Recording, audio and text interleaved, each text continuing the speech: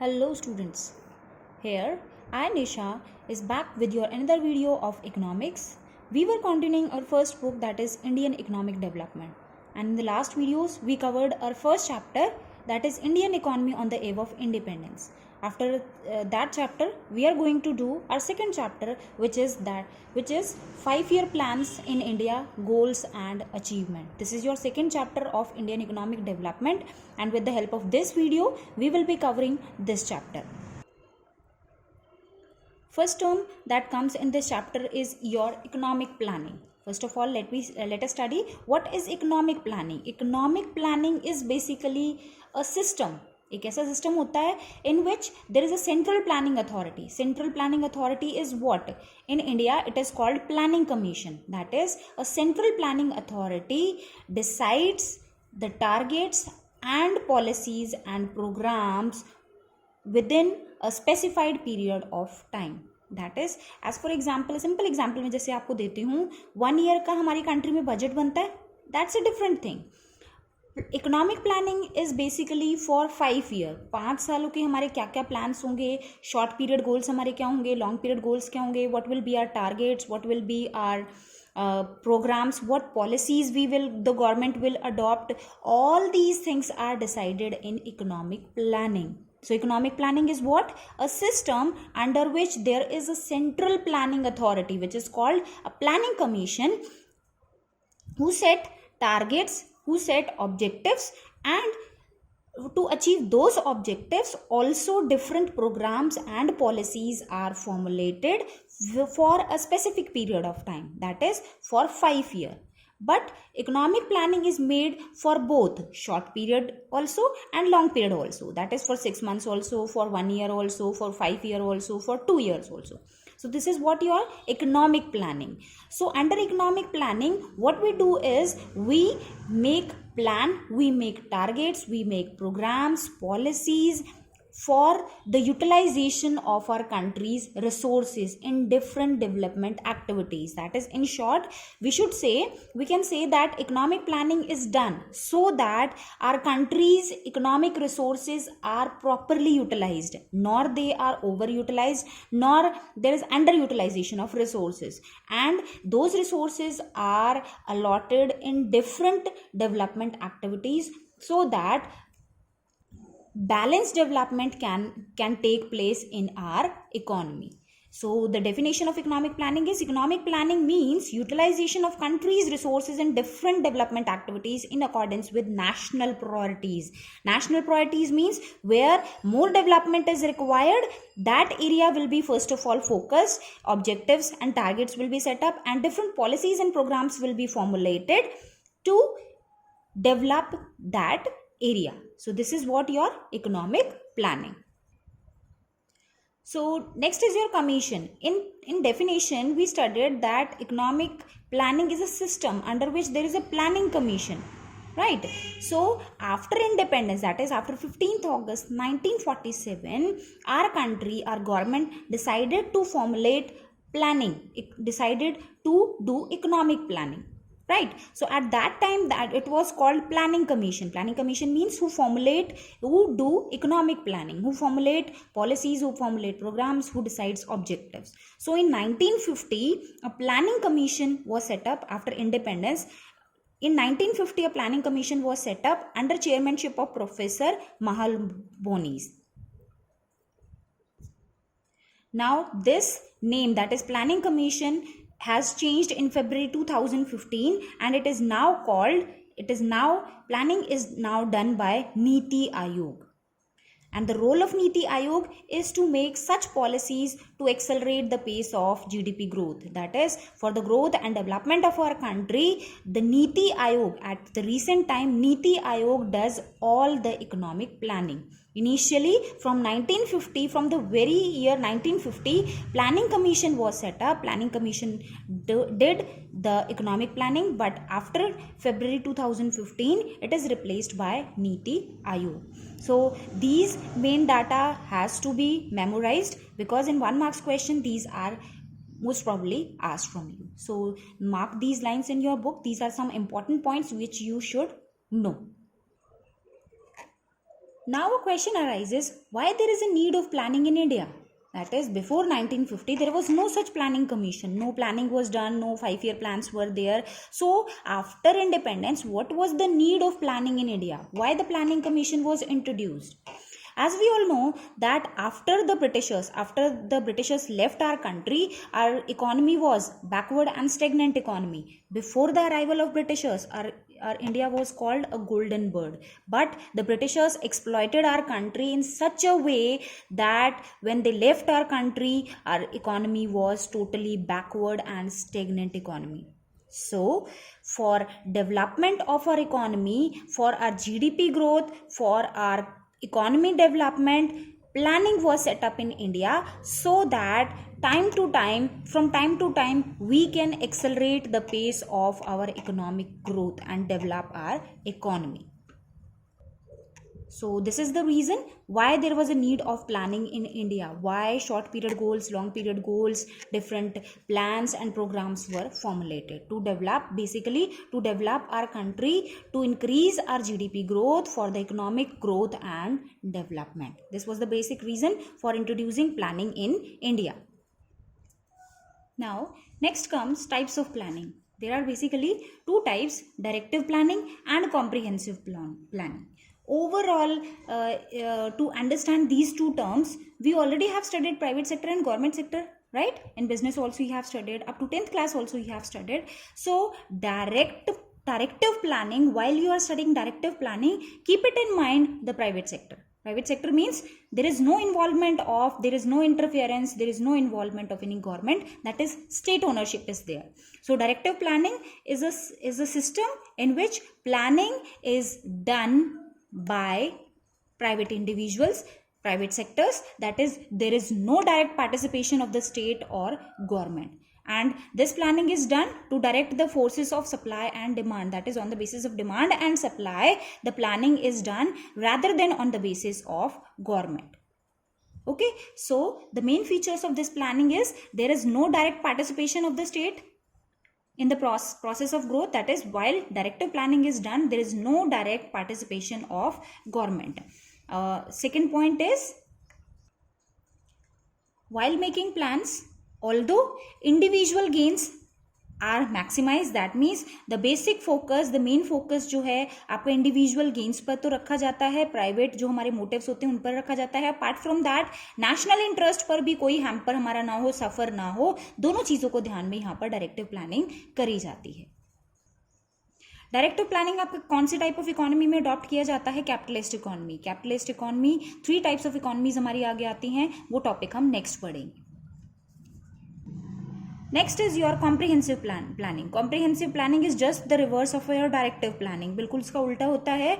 Directive planning में आपका private ownership थी और कॉम्प्रिहेंसिव प्लानिंग में क्या होगा आपका system in which government participates in the process of growth and development. All the things, all the decisions, all the factors, ownership are in the hands of government, and government decides the policies, decides the targets, makes the plans for the economy.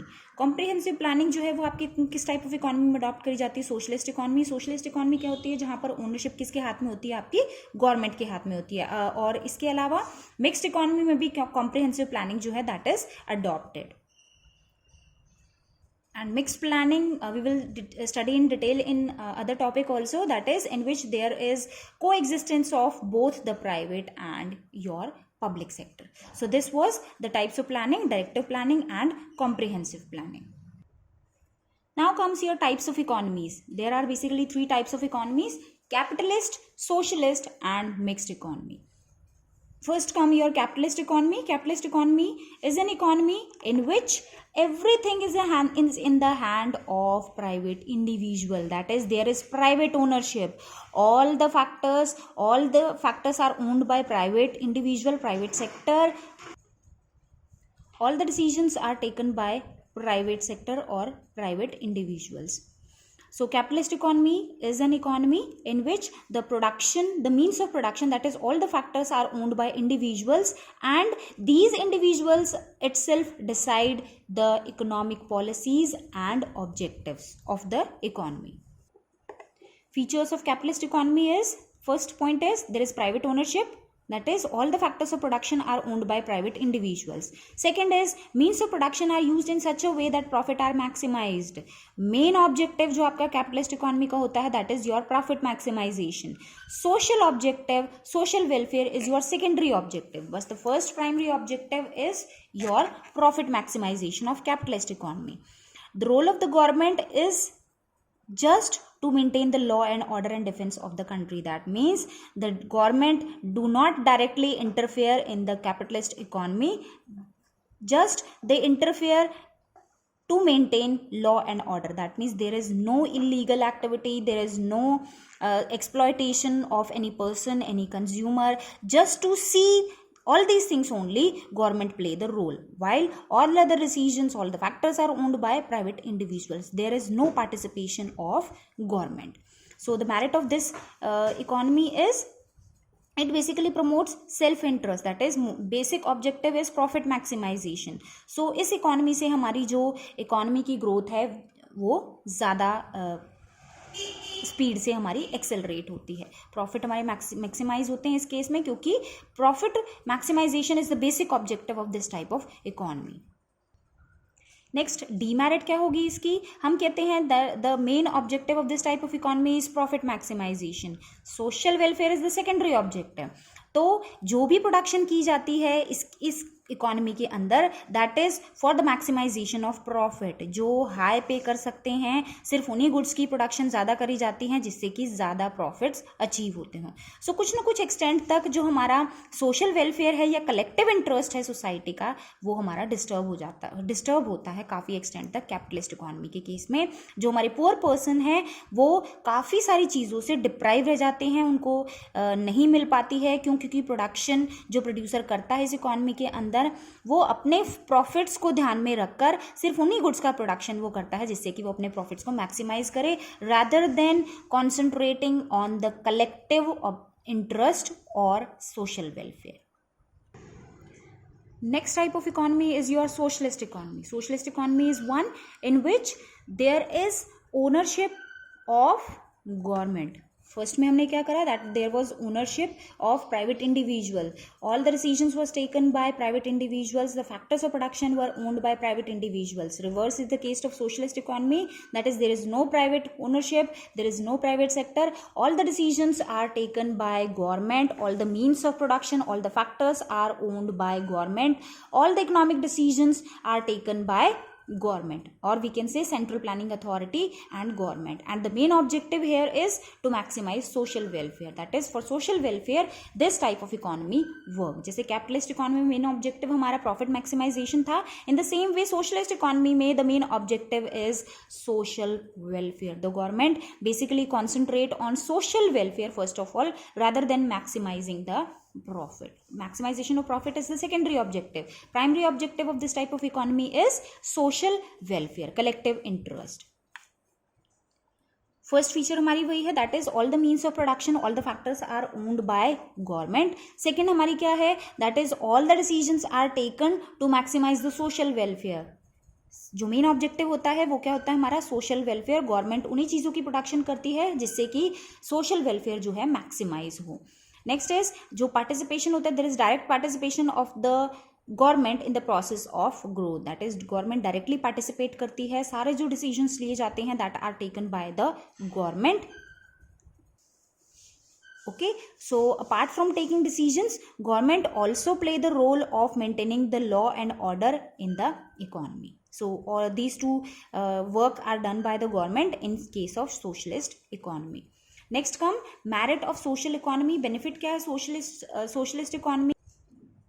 Socialist economy से हमारी economy में distribution of income जो है equal distribution of income रहता है. That means government apart from focusing on high class person also focus on the low class person in fulfilling the needs of low class person.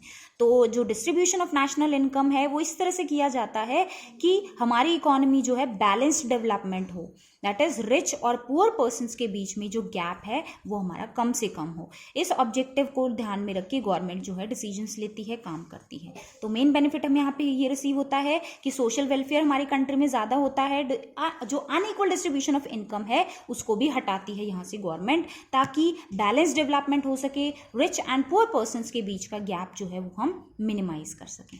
तो social justice जो है यहाँ पर achieve होती है हमें सोशलिस्ट इकोनॉमी।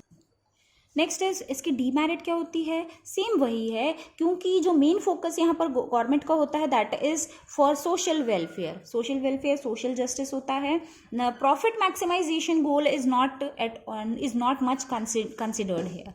तो सो वी कैन से कि इकोनॉमी के पॉइंट ऑफ व्यू से अगर हम देखें तो जो पेस ऑफ ग्रोथ जो है इकोनॉमी का सोशलिस्ट इकोनॉमी के केस में वो हमारा क्या रह जाता है, लो रहता है, बैकवर्ड रहता है। हमारी इकोनॉमी इतनी डेवलप नहीं हो पाती है इस सोशलिस्ट इकोनॉमी के उससे। हालांकि वेलफेयर तो होता है बट प्रॉफिट मैक्सिमाइजेशन के कंटेक्स्ट में अगर हम देखें या पेस ऑफ इकोनॉमिक ग्रोथ को कंसिडर करें हम तो that is low in case of socialist economy. Now, our third type of economy is our mixed economy. नाम से यहाँ पे डिपिक्ट हो रहा है mixed economy. That means there is both the control and ownership of private as well as government. That is both private and government sector or government individuals interfere in this economy. And in this economy, both the objective, that is profit maximization and social welfare, both the objectives are considered while taking decisions by both private and government. Now, features आपकी mixed economy की क्या होती हैं? First हमारा same जो हमने meaning में करा था, that is means of production are owned by both private individuals as well as government. All the factors are owned by both private and government. Second, both the objectives, profit maximization and social welfare, go in hand to hand. That is both the objectives are considered and both the objectives are boosted in this type of economy. Third is both private and public sector plays a dominant role in the process of production. दोनों चीज़ों को ध्यान में रखते हैं, private भी यहाँ पर इंटरफेयर करते हैं, गवर्नमेंट भी इंटरफेयर करती है while taking the decisions and both the objectives are considered. Next is merits की क्या होंगी, क्योंकि मिक्स्ड इकोनॉमी है तो जितनी भी मैरिट्स हमने कैपिटलिस्ट इकोनॉमी की पढ़ी थी दैट इज़ कि हमारी इकोनॉमी का पेस ऑफ ग्रोथ जो है वो ज़्यादा बढ़ता है कैपिटलिस्ट इकोनॉमी से, और जो हमने मैरिट करी थी सोशलिस्ट इकोनॉमी की, तो all the merits of capitalist and socialist economy are achieved by mixed economy. That is both profit maximization and social justice is promoted in this type of economy. Now comes demerit. आपकी mixed economy की क्या है? Mixed economy की demerit हमारी क्या रह जाती है कि इस डीमेरिट की वजह से बेसिकली जो हमारे काफ़ी मिक्स्ड इकोनॉमी या गवर्नमेंट जो एंटरप्राइजेस थे, पब्लिक एंटरप्राइजेस था, that are gradually being converted into private sector, that is privatisation is taking place. तो डीमेरिट किस डीमेरिट की वजह से कि गवर्नमेंट की इंडिविजुअल्स की वजह से यहाँ पर ज़्यादा से ज़्यादा करप्शन जो है वो देखा जा रहा था, और लो लेवल ऑफ एफिशिएंसी और प्रोडक्टिविटी की वजह से, एफिशिएंसी और प्रोडक्टिविटी हमारी यहाँ पर लो थी, करप्शन बहुत ज़्यादा था. तो इस वजह से इस डीमेरिट की वजह से, मिक्स्ड इकोनॉमी की इस डीमेरिट की वजह से जो हमारे बहुत सारे पब्लिक एंटरप्राइजेस थे वो प्राइवेटाइजेशन में कन्वर्ट हो गए थे. So these was the three types of economy. That was all in this video. Thank you. Thanks a lot.